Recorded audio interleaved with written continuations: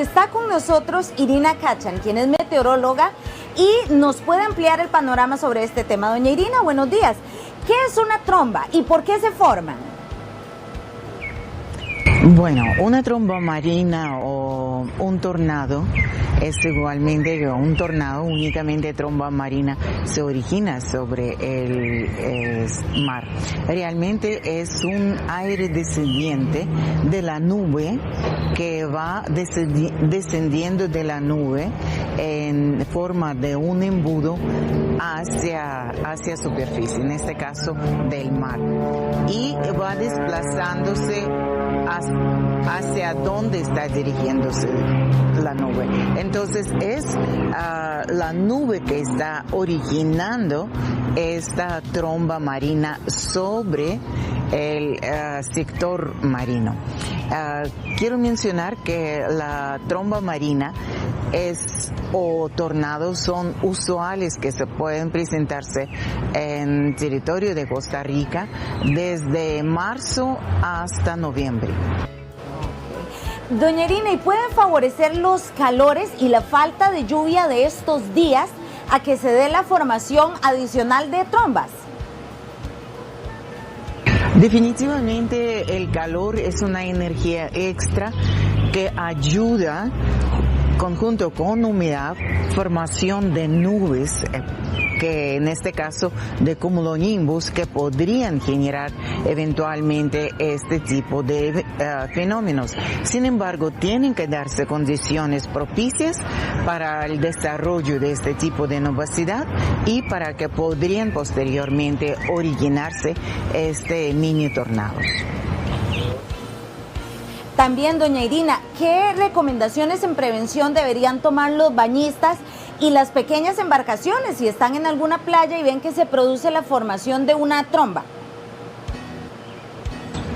Bueno, es muy importante tener estas advertencias o saber o tener ese conocimiento cómo comportarse cuando ustedes están viendo que está acercándose a una tromba marina. Entonces, si usted está en una nave, una embarcación pequeña, tiene que desplazarse al punto contrario, a la dirección contraria que va desplazándose la tromba. Y posteriormente, si usted está en el mar bañándose, lógicamente que está viendo que está acercándose a una tromba marina, tiene que inmediatamente salir del agua y buscar un lugar seguro. Porque movimiento dentro de la tromba marina del aire, velocidad del aire, podría alcanzar de 80 o 100 kilómetros por hora. Y por lo tanto, por supuesto, es un fenómeno de altamente peligroso. Muchísimas gracias a doña Irina Kachan, meteoróloga, y tome usted entonces todas las recomendaciones en este tema. Y si está en la playa y ve que se forma una tromba, la graba por favor, posición horizontal, así con el celular, y nos la manda aquí a Giros o a las redes sociales. Compañeros, bienvenidos, hombre, ¿cómo están? ¿Cómo amanecieron? Repito, qué manera, qué manera. Así, oiga, ¿qué es este montón de nutrientes que tenemos aquí, Mario?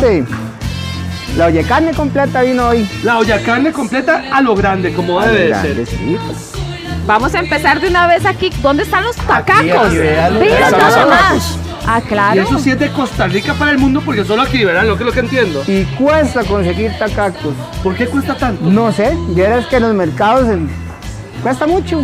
Eso es como allá, que un vecino del barrio. ¿Verdad que sí? Sí, pero no ¿Cuáles son las consigue. ¿En dónde se da bastante tacaco?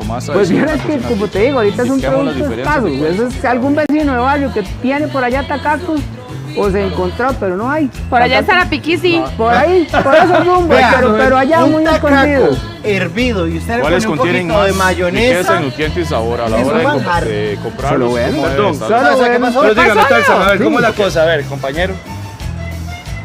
Dígale. A la hora de comprarlos, ¿cómo debe estar la cáscara y su apariencia? A ver, ¿cómo tiene que estar? Amarradito, cerradito, Ujú. cerradito. y usted abre así, se tiene que abrir como un vestido así y eso. Cuando ya está listo, es que esos están crudos. Sí, Ah, cuando ya está listo. pero se abren de esta manera. Ajá. Sí, se abre de esa manera. Poco conocidos, en realidad. Poco conocidos esos tubérculos, ¿verdad? Pero que todos los nutricionistas dicen que hay que darle al diente, ¿verdad? Sí, en la olla de carne, que es lo que traemos hoy, podemos poner en la olla, lo único que se puede agregar sin pelar es la papa. ¿Ok? También, bueno, agregamos también los tacacos y el chayote. Todo el resto se pela. También hay gente que le gusta Ah, eso es buenísimo, hombre. con cáscara. Hay gente que le gusta con no. Hablemos de la malanga. ¿A dónde está? Y el ñampí. Pues vieras que le voy a ser sincero, la malanga y el ñampí no la conseguí, está escaso, pero tenemos el tiquisque, que son familia. Ah, vea el tiquisque. El famoso Son tiquisque. similares. Es similar Son también familia. a la yuca, Pues un tubérculo. no, bueno, tubérculos Son primillos. son primos familia, lejanos. son familia, no son lo mismo, pero sí son familia. La yuca sí es un tubérculo más alto en fibra, esto es más alto en almidones, propiedades diferentes. ¿Para qué podemos utilizarlos? ¿En la sopita? ¿Y cómo más podemos En la sopita, el utilizarlos? tiquisque ya es que tiene una cualidad muy importante, es alto en fibra dietética. papá, vea esto. Dele ahí. Vea, Ah, pero sin vea miedo. nomás. el toquecito rosadito como pintadito, ¿eh? Eso, Eso lo hacíamos frito también. también, Claro, y el delicioso. chips, Y la claro. malanga. Y muy bueno, muy La rico. malanga que no logramos conseguir es igual. El tiquisque, la malanga fritos son buenísimos. Uno puede picar Como la esto así papa. nomás, o hay que ponerse un guante. Pica un poquillo la Ay, manilla. O... Pues en realidad no. Mano Eh, pelada, son mano carajadas pelada. esas. Así se va. Ahora, una No, de es que las, no. de las verduras, digamos, más ricas y más sabrosas es el camote porque nos aporta muy buen sabor y además un montón de nutrientes Por buenísimos. supuesto. Y el camote, entre una de las principales características que tiene, nos ayuda al corazón. Sí, señor. Ayuda al corazón, ayuda a combatir enfermedades hepáticas y aparte que es sabroso. De los Delicioso. carbohidratos más nobles que hay en Por el mundo. supuesto. Para uno poder comprar una yuca, ¿cómo sabe uno que esa yuca está buena, que está Apenas. sabrosa y no que está vieja? Porque la vieja es muy dura. Bueno, pues vieras que tiene varias cualidades. Primeramente, ver el tipo de yuca, porque está la yuca parafinada, Que es la que tiene... como que esta. esto, Sí, sí, pero sí, también como la puede comprar sin parafina. Sin parafina la yuca se debe comprar más o menos de 2 a 3 días de cortada. Ok. Ya después de ella empieza pone a fea. envejecer. Ya empieza, sí, sí, ¿Cómo sí. sabe Parafinada, uno? Parafina, no, tiene que estar durita. pateándola. Toca así Oscarín, al vea que esa tacto. Laura tiene más piernas que yo, ¿no ve? Vea, ¿no ve que? Vea. Póngala Tiene a más bailar. Más cintura. ¡Hey! ¿Cuánto Claro se que dura sí. cocinar un tacaco? Tacaco. Bueno, entonces vamos a contarles cómo vamos a hacer la olla de carne, ¿ok? Entonces, primero nosotros cocinamos la carne. Cuando ya la carne está lista, vamos a agarrar el fondo, vamos a picar todas las verduras y vamos a agregarlas. Claro, cada verdura tiene su tipo de cocción, entonces vamos a agregar primero las más duras, que en este Ok. caso va a ser la zanahoria, el tacaco, la yuca, el ayote, y después vamos a agregar el chayote, el camote. Ajá. Y lo Más suavecito. Lo más suavecito, Lo más ¿verdad? suavecito.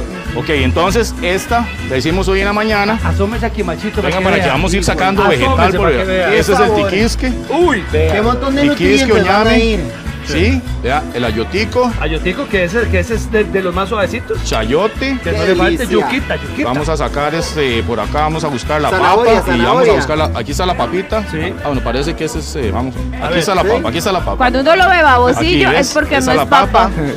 Vamos con chile dulce, cebolla, A veces maíz. combinamos más ¿verdad? harinosos, ¿verdad? Con otros más duros y toda la cuestión. Entonces hay que saber en qué momento ponerlo, ¿verdad, Tax? Claro, entonces bueno, la yuca, aquí ves que ahorita la puse a hervir y la yuca como que se me despedazó un poquito. Ella es muy suave, ¿ves? Aquí vamos a ¿Cómo poner está la yuca. carnita ahí? ¿Cómo está la Carnita, carnita? ¿Qué le vamos puso? con chayote esta negro. la hicimos con cosillita. Sí, Híjole, Claro. ¿sabes qué estoy esperando yo, Taxan? El Dime. caldito. El Claro. caldito. El caldito. Inmediatamente. O sea, yo quiero ser el del caldito. Eso, vamos, démosle. Por favor. Dele. Taxan, usted le puso esta yuca, una Yuca yuca como grande. esta. Que me da Vean yucota, nada hombre. más el tamaño de esta Otra yuca. más. Otra más, otra Otra más. más, otra más. En una olla carne como esa, ¿cuál es la yuca ideal? Porque esta está muy grande. Sí, en las verdulerías nos venden dos tipos de yuca, Ok. la gruesa y un poquito la delgada. Ok. Si tenemos la gruesa, entonces la partimos en 4 y la agregamos. Si es la delgadita, entonces la partimos nada más en tuquitos y la agregamos a la sopa. Si compramos una tan grande, ¿podemos congelar el resto? Sí, claro. Cuando ustedes tienen exceso de yuca, se puede poner en una bolsa Ziploc y se congela, no hay ningún problema. Sin cocinarla. Ok, ¿verdad? Con el exceso de goma. Exceso de goma, entonces le vamos a dar esto. Exceso de goma es esto que nosotros Puro todos los lunes tenemos la sopita. Don Mario, ¿de dónde vienen estos tubérculos tan ricos y tan frescos? Oiga, qué barbaridad. Pero Bueno, solo le puede pues, faltar.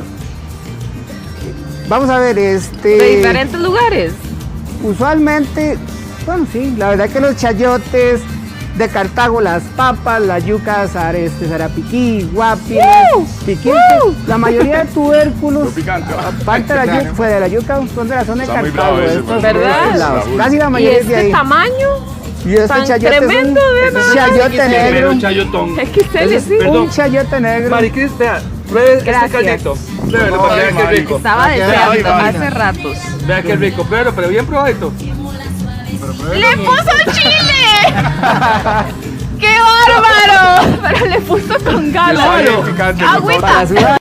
No, Dios guarde, Dios porque mío. el agua hace que sea más picante. Entonces aguacate. ¿Cómo está? Bienvenida. Gracias. Qué bueno bienvenida. tenerla aquí, siempre es un gusto. Gracias. Ahora, ¿cómo escogemos un buen piso, verdad? Que se vea lindo y además que nos dure bastante. Claro, bueno, si es el tema de exteriores, en temas de cerámicas es muy amplio, pero para la zona exterior del hogar se recomiendan pisos que sean antideslizantes. Por ejemplo, la cerámica o si no, también el porcelanato. Ahora, Laura, por ejemplo, si vemos estos, ¿verdad? Son pisos muy nobles a la hora de limpiar, que si uno quisiera, ¿verdad? No son de esos blancos que con solo volverlo a veces se Ya ensucian. se ensucian. No. En realidad, en la gama de lo que es cerámica y porcelanatos van a encontrar cualquier tipo de diseños. Pueden encontrarlos con este tipo de diseños ¿Eso o qué es, como lisos piedrita? inclusive. Sí, este tipo de piso viene como un tipo de arenoso que lo que le Ajá. impide es que pueda, evita caídas o resbalones. Laura, esto es ideal para el exterior entonces de la casa. Sí, ¿Aceras? para aceras, terrazas, si tienen algún rancho o algún espacio en el hogar, lo pueden colocar. Ahora, Laura, esto es como arenoso, ¿verdad? ¿Qué Sí. pasa, digamos, a la hora de limpiar? Porque uno dice, hey, yo paso por ahí el gancho y más bien me va a costar, ¿verdad? Se va a quedar pegado. En realidad el piso es muy noble, a pesar de que tiene ese tipo arenoso, ¿verdad? Esa sensación arenosa, puede pasarle cualquier tipo de trapo. Sin embargo, es muy recomendable en ese tipo de pisos no pasarle productos químicos que no Ok. sean adecuados para la ¿Por superficie. qué?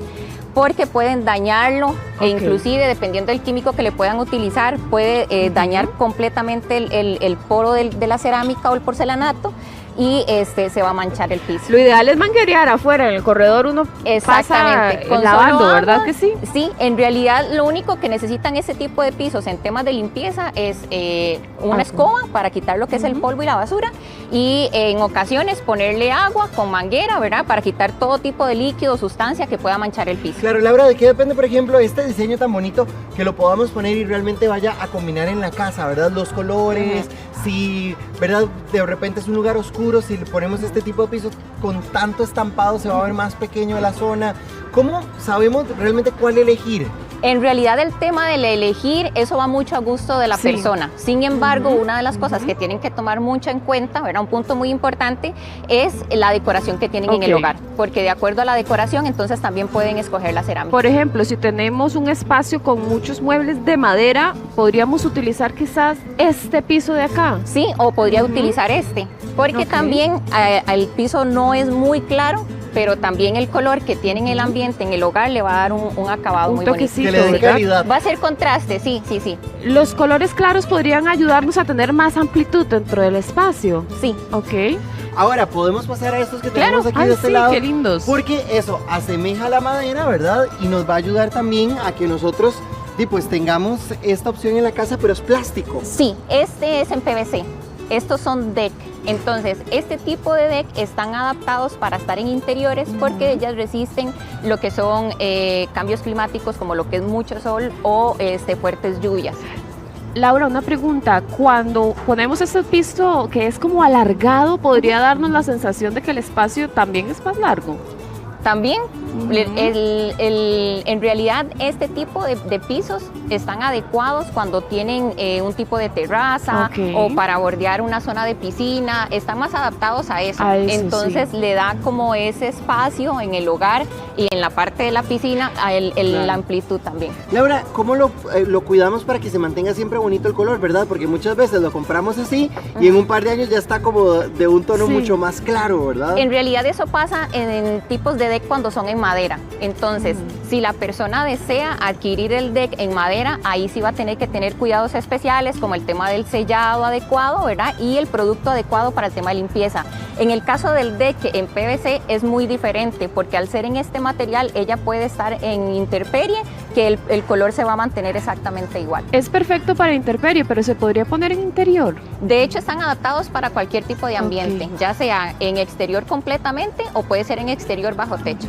Podríamos fijarnos en el color de los muebles y de las paredes para saber exactamente cuál de los tonos nos conviene. Sí, lo más adecuado es tal vez llevar una fotografía de lo que tienen en el hogar, en el espacio en donde desean colocarlo, y de acuerdo a eso se le puede dar la asesoría indicada de qué tipo de color de deck se puede poner. Laura, ahora usted nos explicaba cuál es el cuidado que hay que tener para los días de mucho sol, pero ahora vienen los días lluviosos. ¿Cómo lo mantenemos bonito, verdad, para que no se nos deteriore el material? En realidad es mantenerlo seco, entonces lo más indicado es que cuando pase la lluvia, ojalá en la mañana, si fuera el caso que pasó lloviendo toda la noche, pasarle nada más un trapo seco para poderle quitar el exceso de agua para que ella se mantenga igual. Sin ningún químico.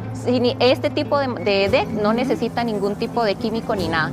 Abrillantadores tampoco, porque lo que va a provocar más bien es que puede quitarle el esmalte o la cobertura que tiene el deck, entonces de ahí va a entrar poroso y puede manchar la superficie. Ahora uno podría hacer combinaciones, de repente que quisiera mover esta con una gris y la café, y que hayan varias de varios colores, se puede. Lo puede hacer sin ningún problema, ellas están adaptadas para que hagan una combinación de una pieza u otra, porque ellas ya vienen, si lo pueden ver por acá, ellas vienen con estas rejillas y de acá viene una prensita que engancha una pieza con otra. Nada más de montar. Nada más de montarlo, excelente. Laura, muchas gracias por traernos este montón de opciones tan bonitas. Con mucho Gracias. gusto. Tiroides, ¿qué pasa cuando se pone vaguilla? ¿Qué pasa con la tiroides? Bueno, aquí tenemos a la doctora Patricia Madrigal que nos habla en detalle. Doctora, bienvenida. Muchas gracias, Ítalo. ¿Qué pasa con la tiroides? Que a veces está arriba, está abajo, hay que ponerla a trabajar. ¿Cómo es eso? A ver, generalmente pensamos que la tiroides, como lo decías ahora, decimos, uy, ¿verdad? Estoy cansada, no estoy bajando peso, ¿verdad? Tal vez estoy deprimida y entonces debe ser la tiroides, pero no necesariamente siempre es la tiroides, porque generalmente nuestras hormonas, ahí esto hay que entenderlo, funcionan como una sinfonía. Entonces generalmente empiezan a desajustarse en esta escalera. Y muchas veces llegamos a la tiroides, a un desequilibrio de esta hormona que es tan importante para nuestro organismo. Doctora, ¿cuáles son esos síntomas que vemos que tal vez la tiroides no está funcionando bien? Ok, esto que vemos acá es la glándula tiroidea, que a la vez es como una mariposita, ¿verdad? Y esta mariposita que vemos acá es muy importante para regular todo el metabolismo de nuestro cuerpo. Por ejemplo, regular la temperatura, el funcionamiento hasta de nuestro corazón, la respiración, cuando la tiroides no está funcionando adecuadamente, como lo vamos a ver acá. Aquí se la pongo. Ahí, exactamente. Esta es una imagen de algunos de los síntomas que tenemos. Lo más frecuente que vamos a encontrar cuando hay un desequilibrio de la tiroides es el hipotiroidismo, ¿verdad? Y el hipotiroidismo lo vamos a ver con cabello seco, no solo cabello, sino que empezamos a ver que el cabello se empieza a caer y se hace más frágil. Más ralito, ¿verdad? Exactamente. Y un signo muy característico de que la tiroides anda funcionando en forma más lenta es que empezamos a perder esta parte de la ceja. Vemos como que se va perdiendo. Eso es un signo clínico muy característico del hipotiroidismo. Ojo con eso. Por supuesto, me empiezo a sentir más cansado, tengo fatiga, porque como lo mencionaba antes, la tiroides me ayuda en esa parte de darme energía en el cuerpo. Así es. Piel seca, uno les ve, es una piel sumamente seca y generalmente a veces se les empieza a agrietar. Áspera, totalmente. Áspera, pero no solo eso, podemos tener síntomas de depresión, podemos tener síntomas hasta de alteración de la frecuencia cardíaca y muchas veces puede asociarse hasta irritabilidad. Algo que también nos pasa con la tiroides es que la persona dice, no gano, o sea, no hay forma de que yo baje peso, yo hago dieta, como bien, o sea, pero ¿qué pasa?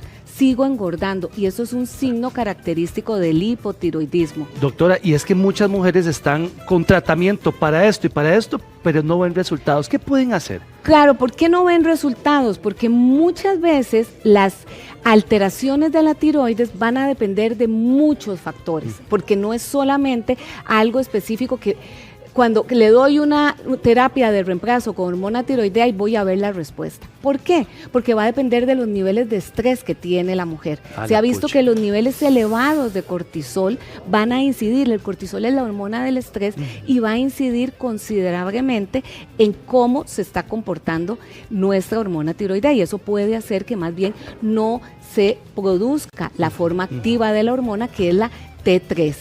Por otro lado, si tengo insulina alta, ¿verdad? Resistencia a la insulina, si mi glucosa está alta, también puedo tener problemas de la tiroides. Y hay otro sinfín de factores. La alimentación, si no duermo bien, si estoy expuesto a sustancias tóxicas como por ejemplo metales pesados, si tal vez estoy expuesto a cosas como vamos a ver ahora, que le llamamos disruptores endocrinos, que son sustancias tóxicas que pueden afectar el funcionamiento de nuestras hormonas o de los receptores para las hormonas.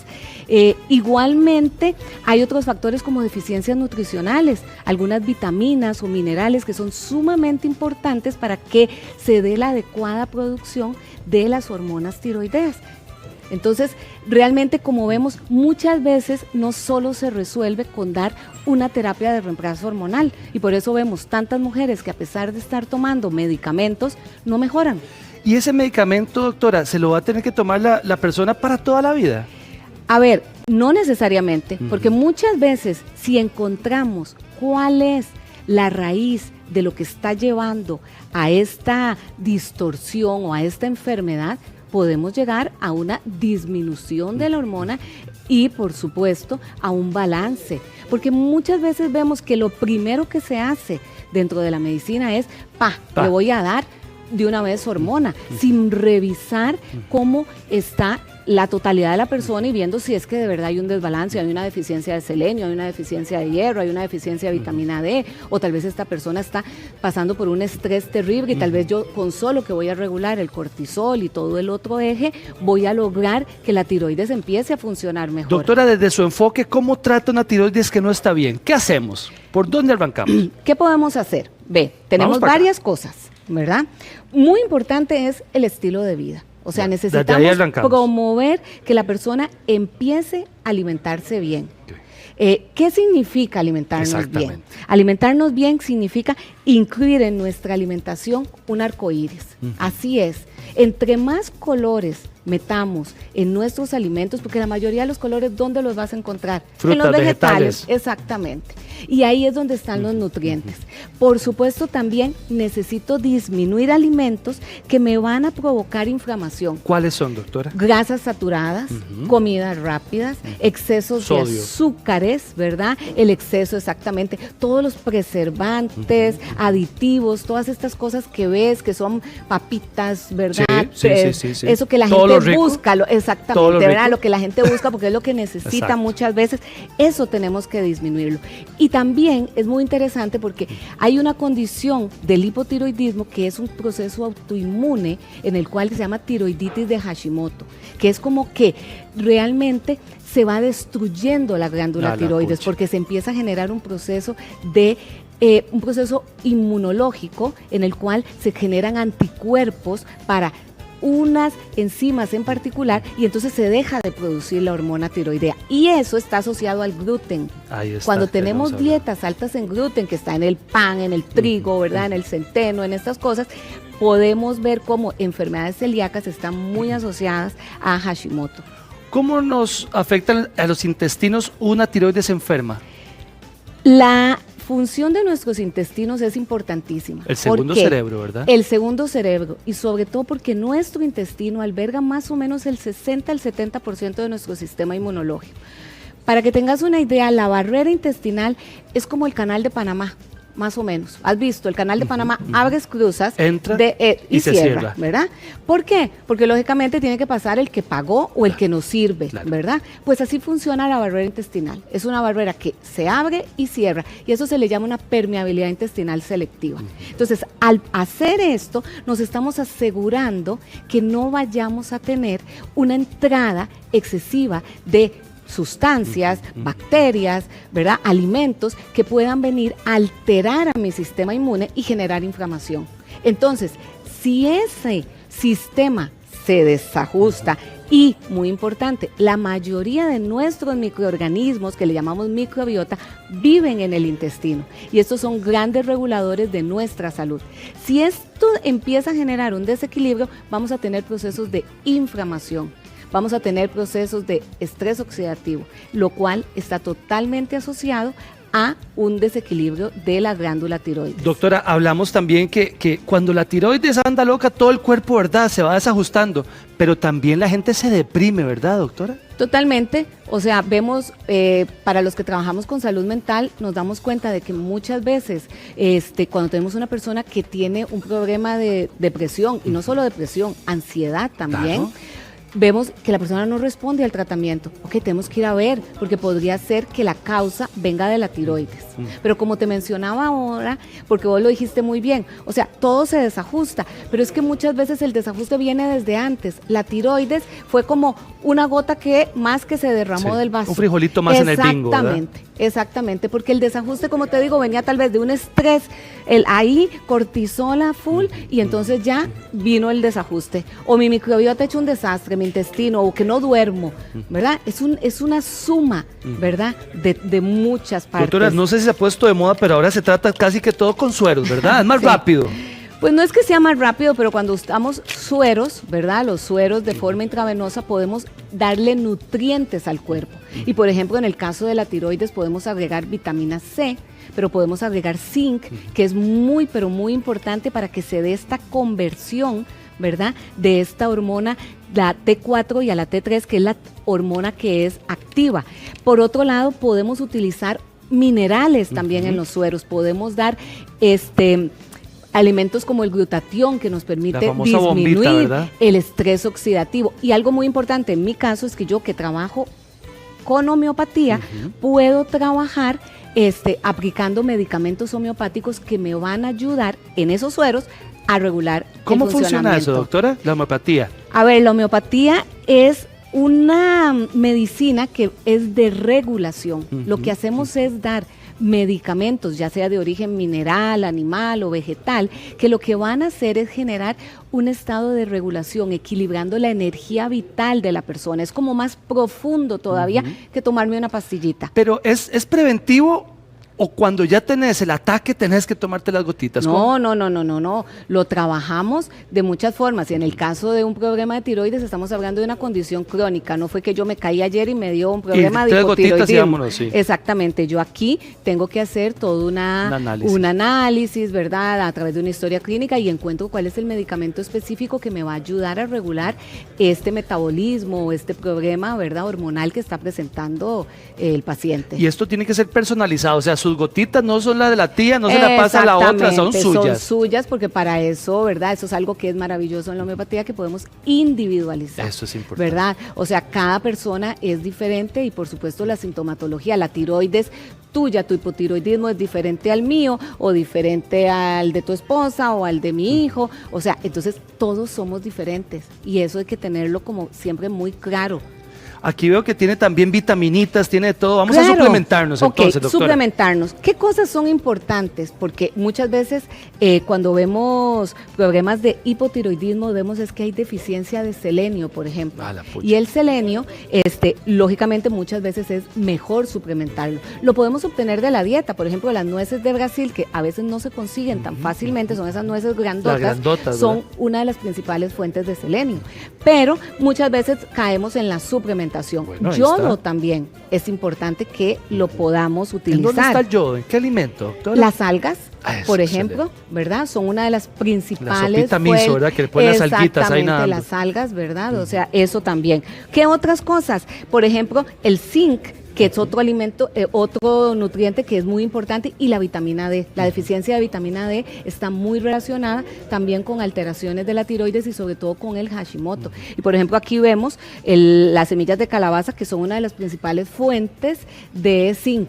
Entonces, comer semillas de calabaza nos va a ayudar a mantener niveles de zinc apropiados. Doctora, cuando la tiroides está inflamada, se puede tocar y dice, a la pucha, mira si la tengo inflamada. Claro, se puede tocar, ¿verdad? Algunas personas, dependiendo del grado de inflamación, o a veces hasta cuando hay nódulos, la persona puede tener hasta molestias para tragar, pero no necesariamente, ¿verdad? O sea, porque por ejemplo aquí ponemos que es una tiroides disminuida, pero no necesariamente en un Hashimoto. Más bien lo que tenemos es un estado de inflamación que me va al inicio, más bien se inflama más, ¿verdad? Y ya después se va destruyendo y puedo llegar a una atrofia de la glándula tiroidea. Esa persona que se está suplementando, que va al gimnasio, está tomando agua y no baja de peso, ¿el problema puede estar aquí, doctora? El problema puede estar ahí, pero no es la única cosa, volvemos a lo mismo, ¿verdad? Pero tal vez está generando un problema de que hay una deficiencia tal vez de selenio y no lo esté viendo, o tal vez está recibiendo un proceso, por ejemplo, esto que es el plástico, o está expuesto, tiene un montón de amalgamas en la boca, que eso le llamamos,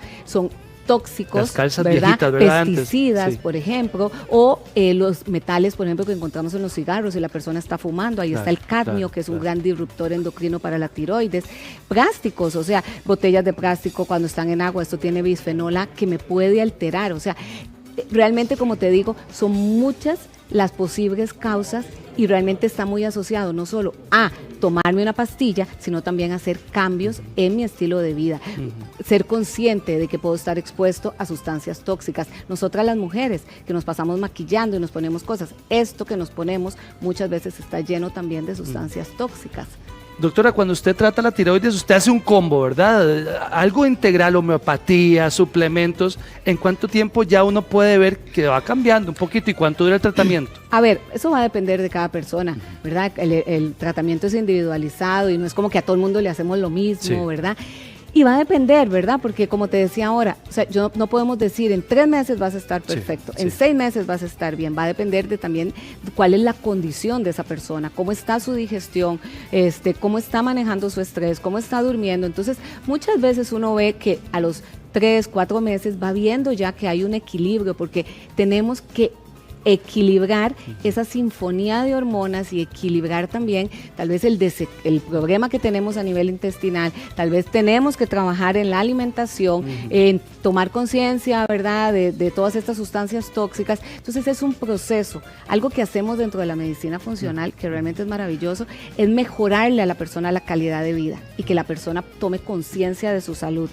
Usted trabaja esto de una forma lindísima, pero aparte de los sueros, la suplementación y todo lo que usted le da, también hay que estar tomándose la pastillita.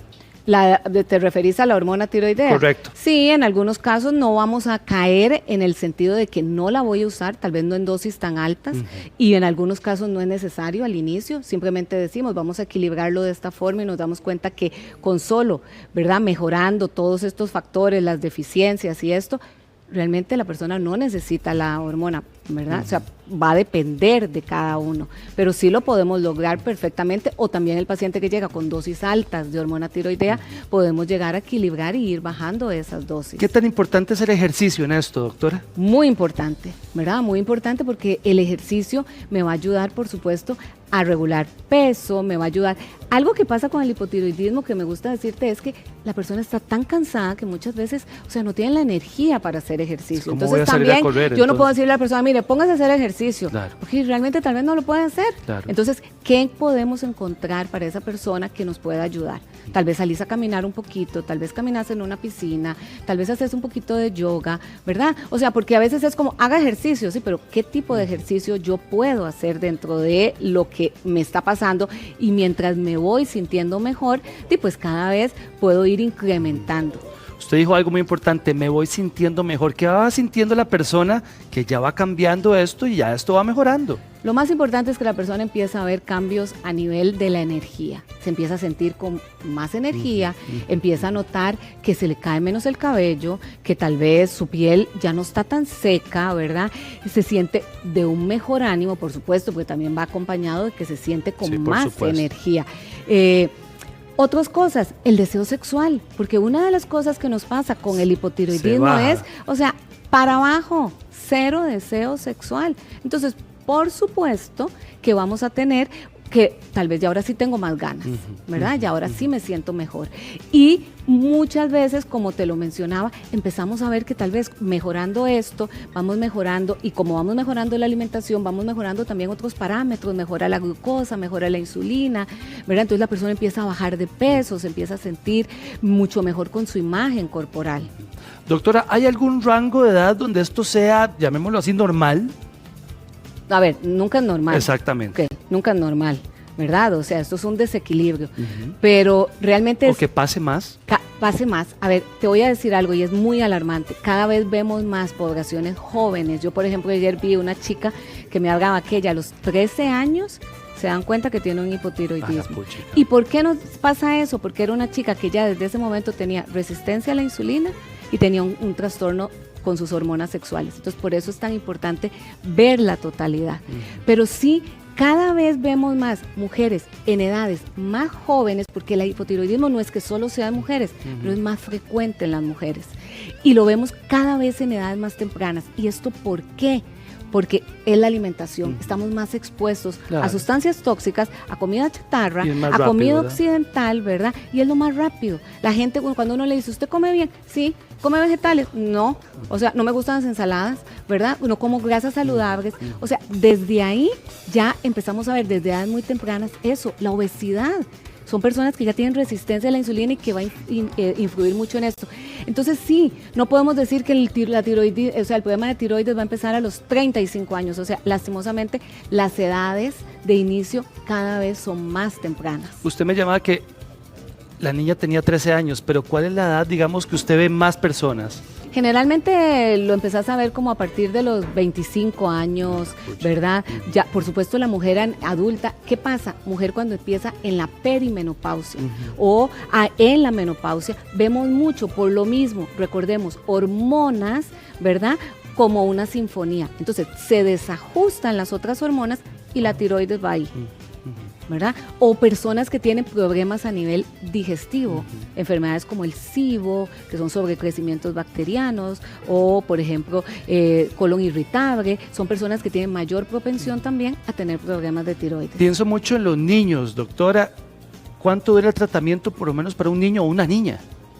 Ok, cuando vemos en niños problemas de tiroides, o sea, ahí hay que hacer estudios porque definitivamente no es lo normal. ¿Cuáles estudios? ¿Qué hay que llevarle? Hay que revisar más, hay que revisar qué está pasando, si hay una resistencia a la insulina en ese niño, ¿verdad? O sea, definitivamente si hay un tema hereditario, si hay algún tema también genético, ¿verdad? Un polimorfismo, ¿verdad? O sea, que son alteraciones que pueden llevar a esto. ¿El tema hereditario pesa también? Claro, ahí? El tema hereditario pesa mucho en la tiroides, pero recordemos que los genes, la parte hereditaria es un 20% de la posibilidad, por ejemplo, que vos desarrolles una enfermedad.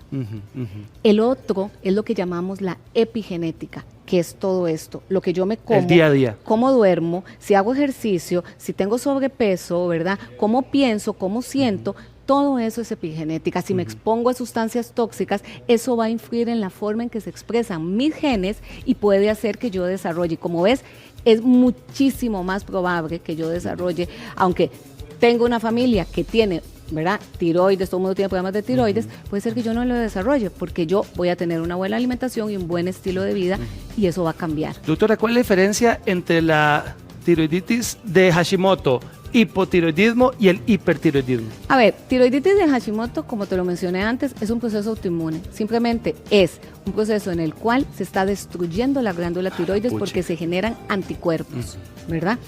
Y esta es una condición que cada vez también vemos más frecuentemente, porque esta es una condición que está asociada a aumento de permeabilidad intestinal, a inflamación, a disruptores, a lo mismo.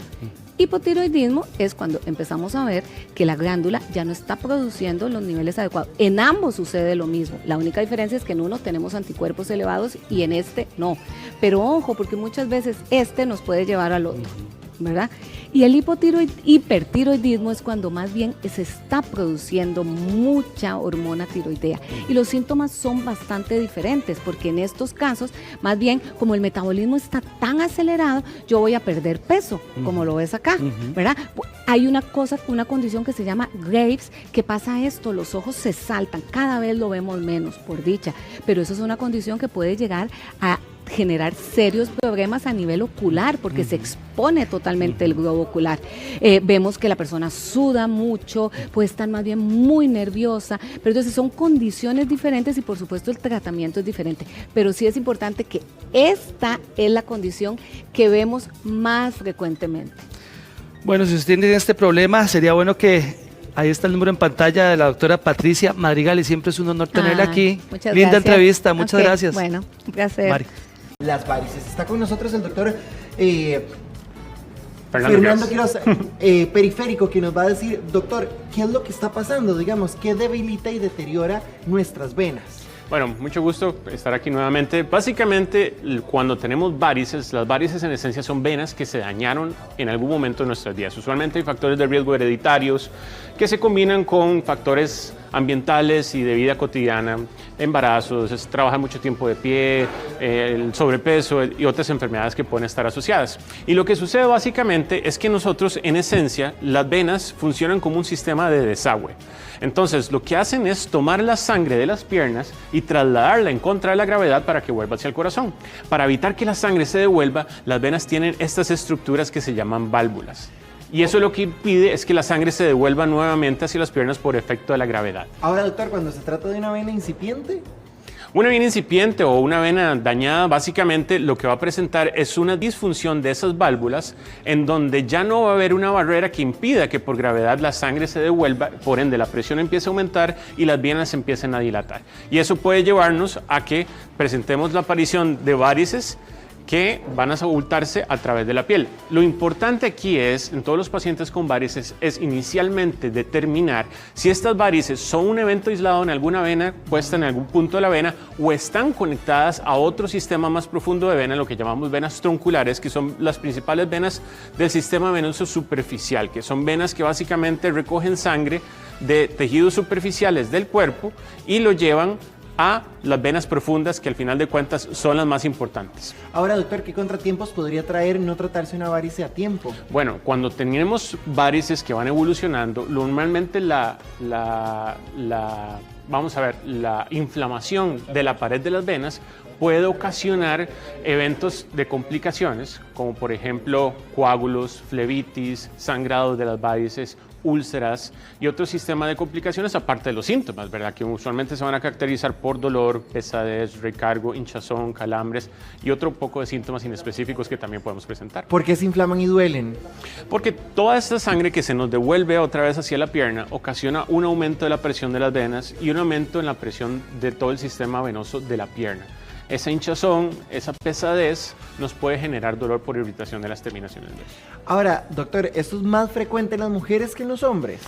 Vieras que esto puede darse en igual manera en hombres y mujeres. Típicamente estamos más acostumbrados a ver o que nos hayan enseñado que culturalmente esto es más frecuente en mujeres por la asociación que existen con los embarazos, con la menopausia, etcétera, etcétera. Pero ciertamente puede presentarse en ambos sexos. Bueno, doña Dilia García es una de sus pacientes, ¿verdad? Exactamente. Vamos a ver pues, qué es lo que pasa en uno de sus casos y cómo se realiza justamente ese examen. Claro que sí. A ver, vamos a presentar por favor, adelante, caminemos para que lo podamos... Coloquémonos en posición aquí, Dilia. ¿Duele, doctor, este examen? No, básicamente lo que vamos a hacer es un ultrasonido dúplex, que es básicamente un examen en donde podemos examinar el interior de las venas, conocer cómo está el flujo sanguíneo de las mismas y así darnos cuenta de dónde viene el problema y cómo lo podemos tratar. En el caso de Adilia presenta este paquete de varices en esta zona de la pierna. Es bastante notorio, ¿verdad? Notorio, claro que sí. Si nosotros observamos esas varices acá, ¿qué se va viendo ahí, Doc? Básicamente lo que podemos ir observando acá, y se los voy a marcar aquí en la pantalla, estos son los paquetes varicosos de Adilia. Y todos estos paquetes varicosos, si los seguimos por acá, eventualmente van a confluir a esta vena que tenemos acá. Esta vena, que la tenemos aquí tal vez un poco más Que clara. es como la más grandota. Exactamente. Esta es la vena safena mayor de la pierna izquierda de Adilia. Esta vena eventualmente va a tomar toda la sangre de esa zona de la pierna y la va a llevar a la ingle, que es donde se confluye la sangre de esta vena y la drena a la vena femoral, que es la vena principal de la pierna. Ahora, doctor, esto se podría hacer de manera preventiva. Digo, evidentemente el caso de su paciente ya es bastante notorio. ¿Ella tiene algún síntoma, algo que la alerte que esto podría llegar a generarse? Sí, claro. Usualmente los pacientes no siempre van a consultar inicialmente por la aparición de varices. Usualmente vamos a presentar síntomas asociados en alguna proporción de personas. No siempre. Algunas personas pueden presentar varices y no tienen tanto recargo y por ende no tienen síntomas.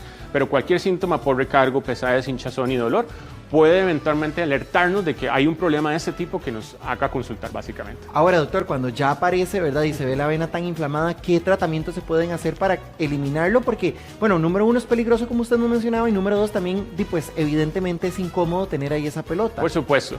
En el caso de ella, lo más importante es esto, determinar de dónde se originan. Al saber que nosotros tenemos esta vena dañada, necesitamos tratarla para que eventualmente esas varices, no vuelvan a aparecer.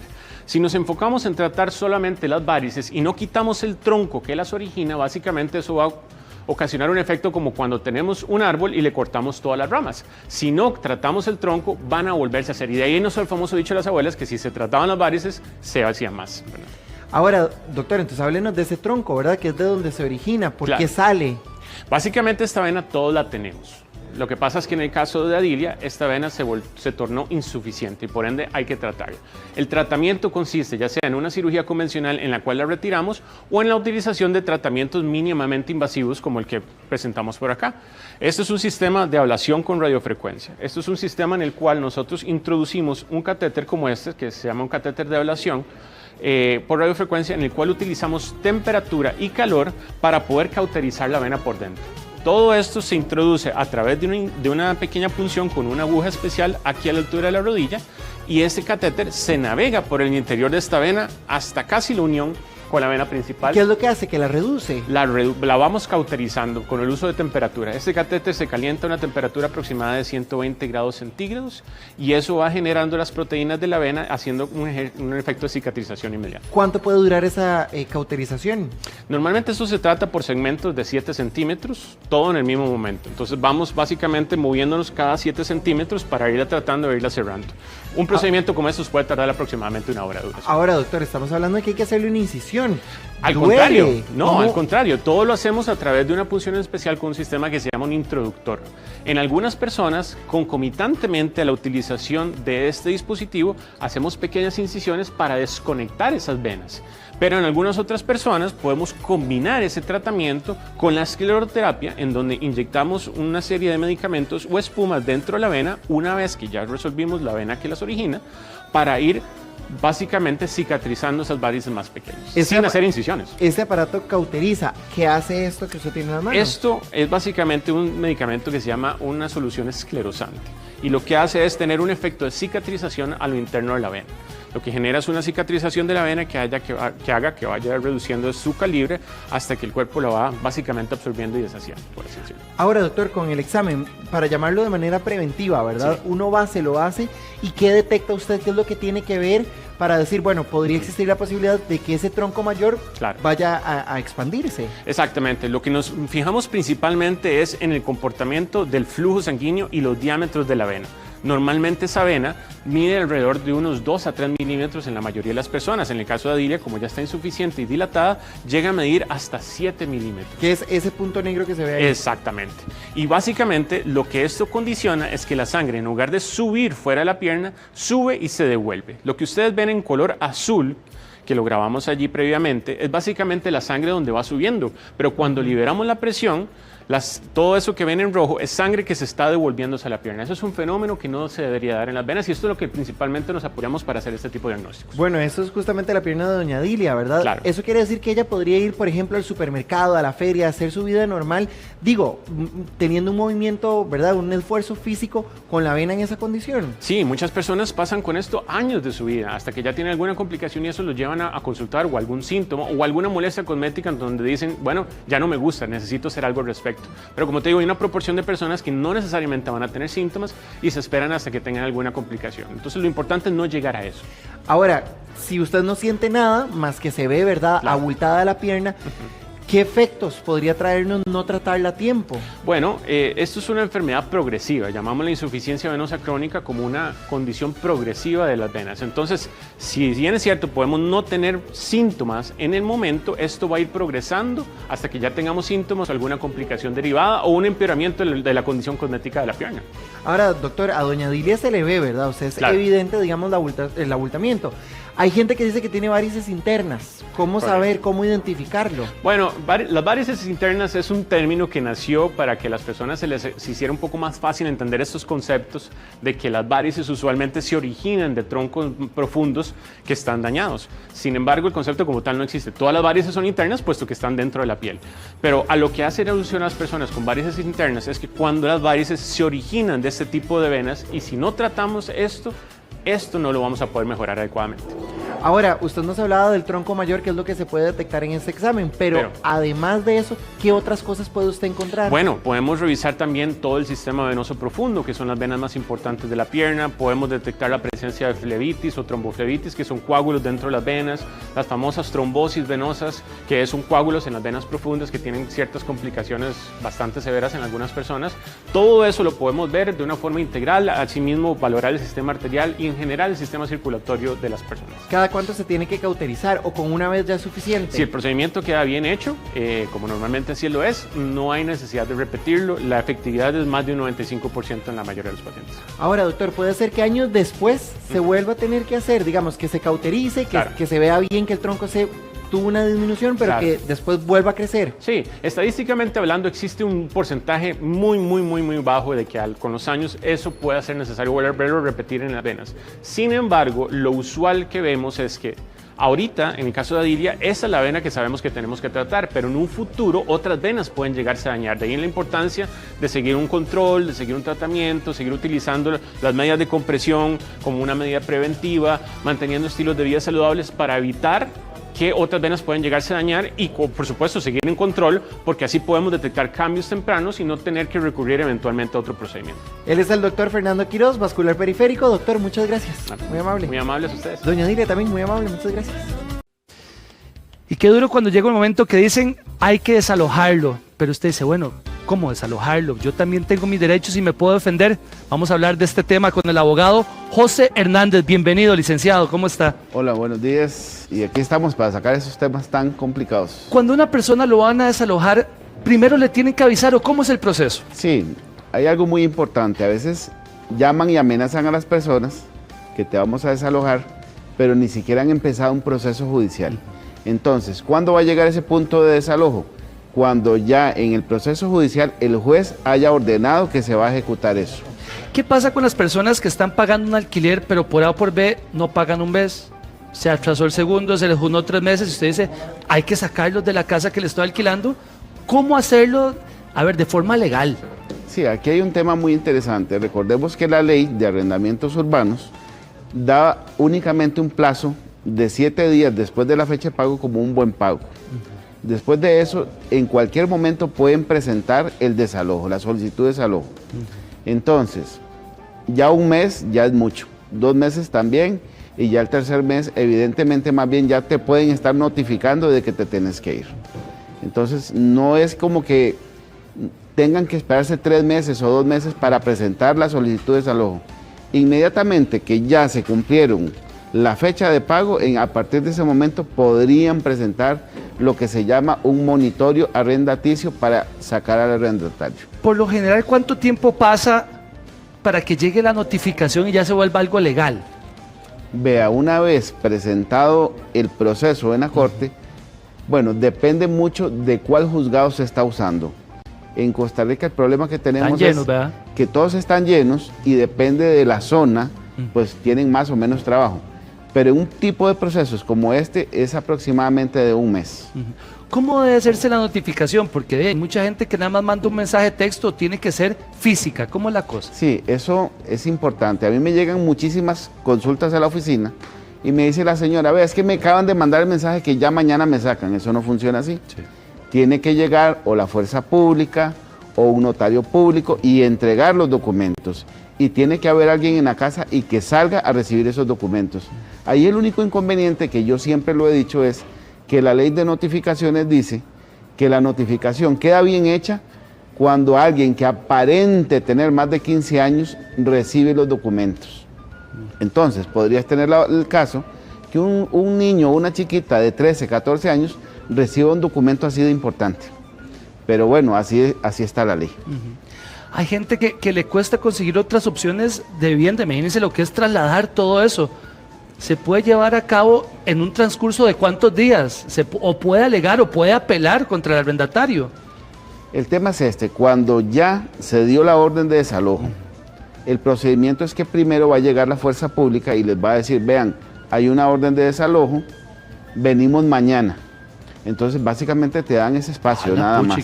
Casi que 24 horas o menos. Ahora, en ese momento la persona puede decir, mira, tengo niños chiquitos, tengo un enfermo grave aquí en la casa, adulto mayor. Tengo un adulto mayor, denme 2 días, 3 días, pero es decisión de la fuerza pública realmente si te dan ese espacio.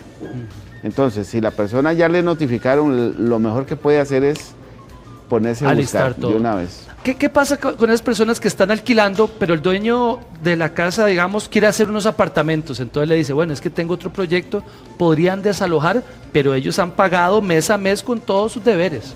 Sí, ahí hay un tema, vamos a ver, la ley es muy específica y protege cuando lo que se alquila es una casa. Sí. Porque si lo que se está alquilando es un local comercial, las reglas son distintas.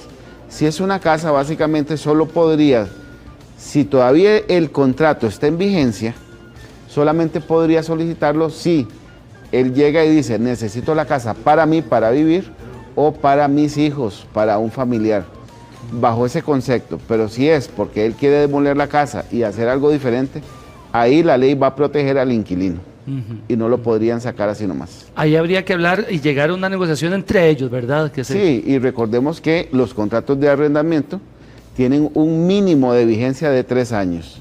Y si no se da ninguna de las causales que se pactaron para que se termine el contrato, se va a renovar de forma automática por otros 3 años. Entonces, tendría él que decir, vean, yo necesito la casa porque mi hija se va a casar y ella no tiene a dónde vivir. Ahí sí sería una causal para decirle, se da por terminado el contrato. Caso contrario, no. Claro. Por eso te digo, ya ahí sería, por ejemplo, si van a hacer locales comerciales, si van a hacer otra cosa, no podrían sacar a esa familia solamente por esa situación. Nada más por sacarla. No. Así, es cierto que cuando usted empieza a arrendar, digamos, una casa, lo mínimo que puede estar una familia son 3 años. ¿El contrato es por 3 años o cómo es la cosa? Ese es el mínimo. Ahora el tema es este. Yo he visto miles de contratos, porque siempre llega la señora que dice, vea, firmé este contrato por un mes, firmé este contrato por 1 año, por 2 años, pero eso no es válido. La ley establece claramente que el mínimo son 3. Por lo tanto, ese es lo que se debe respetar como el plazo de un contrato de arrendamiento para una casa de habitación. ¿Cuáles son las opciones para frenar un desalojo? Mira, aquí hay un tema que depende.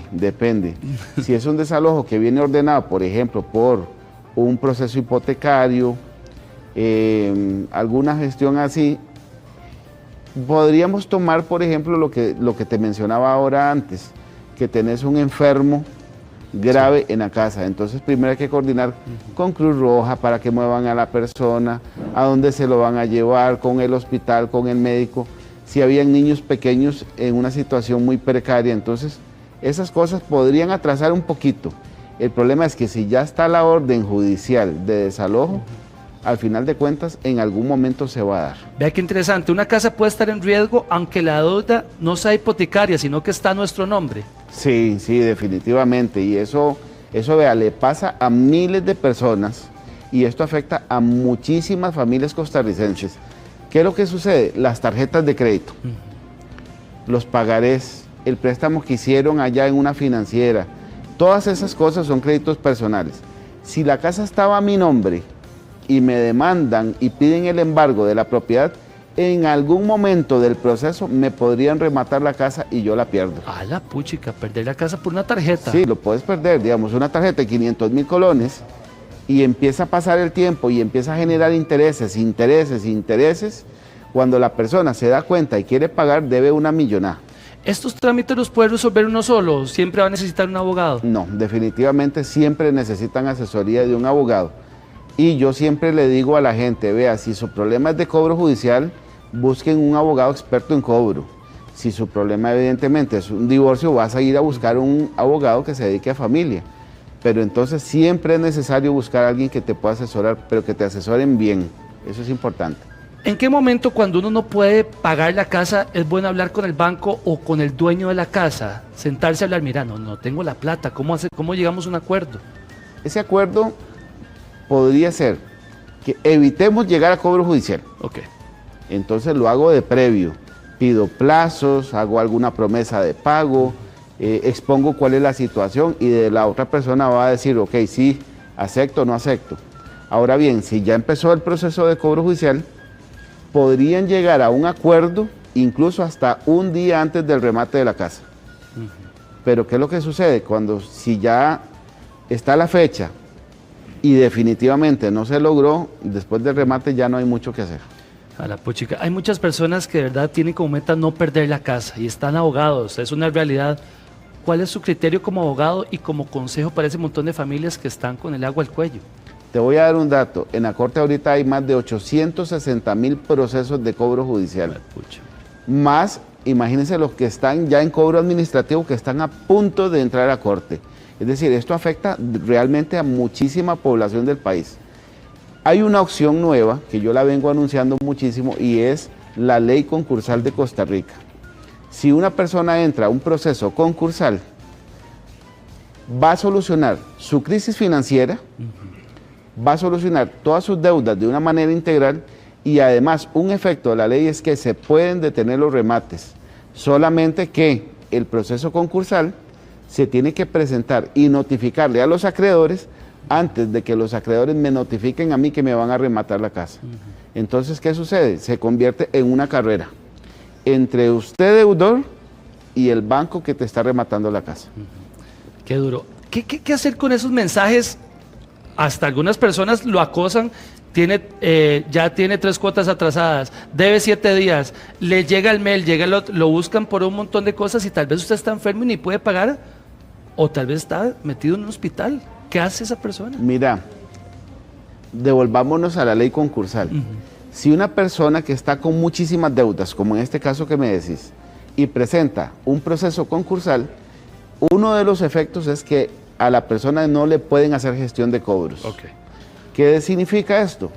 Que yo voy a ir a un proceso judicial y le voy a decir a todos mis acreedores, aquí estoy y vamos a resolver esta situación. Y eso, entonces la ley dice, ok, a partir de ese momento, entonces ya al deudor no se le puede seguir molestando. Esa sería, digamos, una de las soluciones, básicamente. Hablemos un poquito más de este proceso concursal.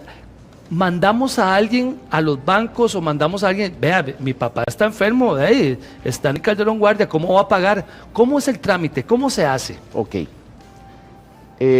Se inicia y se presenta la solicitud de apertura del proceso. Y la ley le dice a uno que uno como deudor tiene 5 días para notificarle a todos los acreedores. Entonces, por ejemplo, te voy a dar ejemplo en mi oficina.